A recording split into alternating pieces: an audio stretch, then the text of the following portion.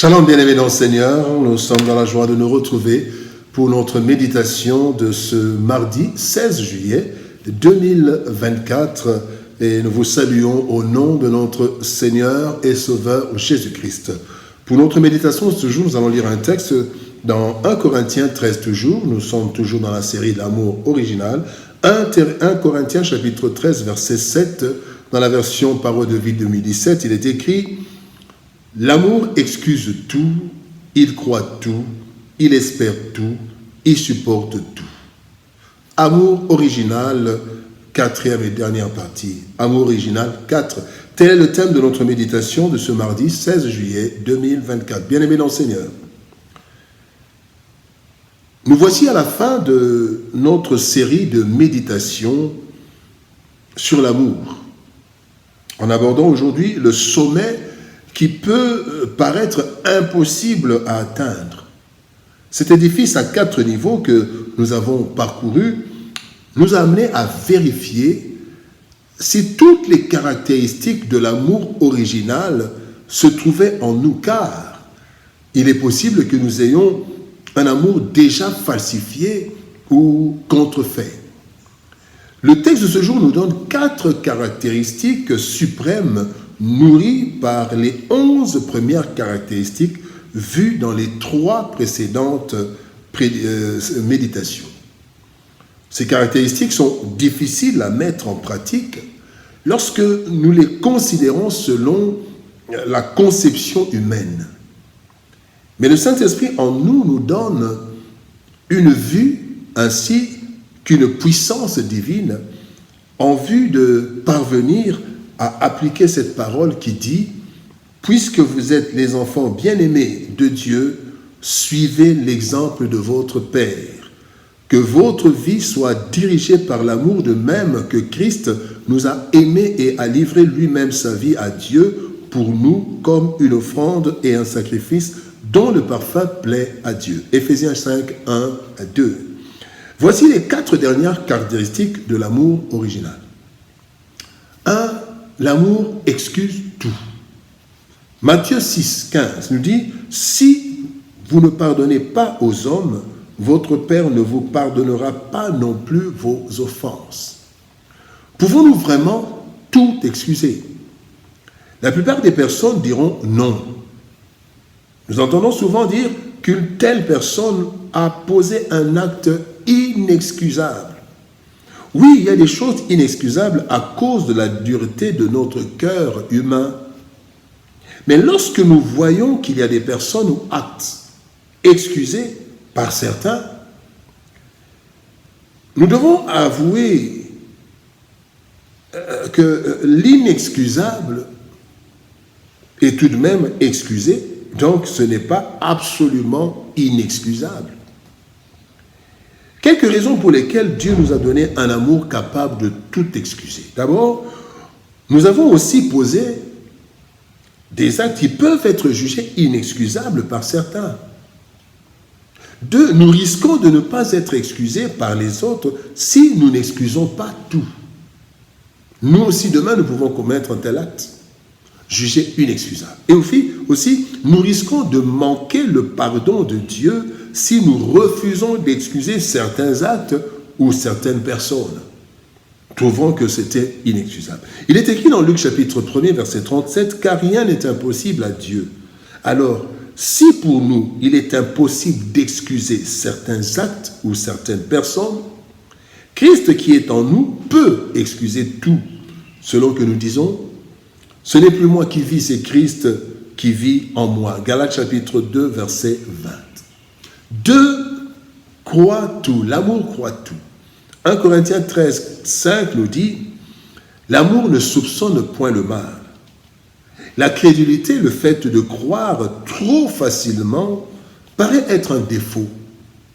Celui qui croit difficilement aux autres réagit ainsi, en fait, pour plusieurs raisons, dont il est lui-même peu digne de confiance, il a été souvent trompé, ou alors il a entendu plusieurs mésaventures des autres.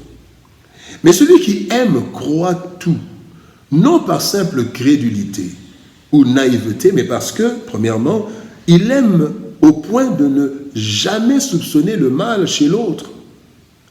Deux, il est sûr de l'amour de Dieu qui le préserve. Proverbe 3, 6 nous dit « Dieu préservera ton pied de toute embûche ». Il croit tout parce qu'il sait qu'en Dieu tout est possible. Luc 1, 37. Même si vous entendez quelque chose qui paraît incrédible, mais en fait, comme nous aimons Dieu, que nous ne soupçonnons pas le mal, nous nous disons, Dieu peut faire cela. Je crois tout. 3, espère tout. L'amour espère tout. Romains 4, 18 nous dit, espérant contre toute espérance, il crut en sorte qu'il devint père d'un grand nombre de nations, selon qui lui avait été dit, telle sera ta postérité. L'amour, amour original, a comme premier sujet Dieu lui-même. Donc celui qui aime Dieu et le prochain. Alors lorsque nous sommes pleins d'amour original pour Dieu, nous espérons tout, même contre toute espérance, comme l'a fait Abraham, notre père dans la foi. Ainsi nous espérons tout ce que Dieu nous promet, directement ou par sa parole. Pourquoi? Parce que d'abord, nous savons que Dieu ne nous veut que du bien. Je peux tout espérer. 2, nous lui faisons totalement confiance. Tout ce qu'il me dit, j'espère, parce qu'il me fait du bien et j'ai totale confiance en lui. Et aussi, nous savons qu'il fait concourir toutes choses au bien de ceux qu'il aime. Il est écrit dans Romains 8, 28, « Toutes choses concourent au bien de qui? De ceux qui aiment Dieu. » Bien-aimé dans le Seigneur, l'amour croit tout. Espère plutôt, l'amour espère tout. L'amour espère tout, croit tout, excuse tout. Et enfin, 4e chose, l'amour supporte tout. Colossiens 3,13 nous dit, supportez-vous les uns les autres, et si l'un a sujet de se plaindre de l'autre, pardonnez-vous réciproquement. De même que Christ vous a pardonné, pardonnez-vous aussi. La capacité de tout supporter ne vient jamais d'un cœur humain, mais de l'amour original que Dieu a répandu en nous par le Saint-Esprit. Nous pouvons tout supporter par amour pour la créature de Dieu, par amour pour ceux à qui nous devons apporter la parole, mais aussi par reconnaissance à Dieu qui, lui, supporte tout de nous.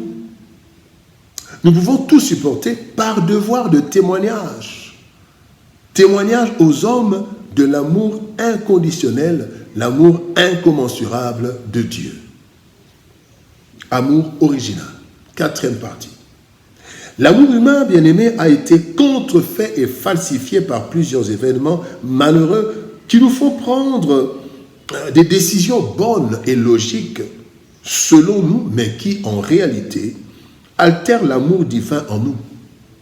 Nous avons vu 15 caractéristiques indicatrices servant de tableau de bord pour détecter les altérations de l'amour divin en nous. Ainsi, bien-aimés, nous pourrons répondre à l'interpellation de l'Apocalypse chapitre 2, verset 4 qui dit « Ce que j'ai contre toi, c'est que tu as abandonné ton premier amour. » Nous pouvons aussi dire « Tu as abandonné ton amour original. » Notre offrande agréable à Dieu, c'est d'aimer comme Christ nous a aimés. Éphésiens chapitre 5, verset 2.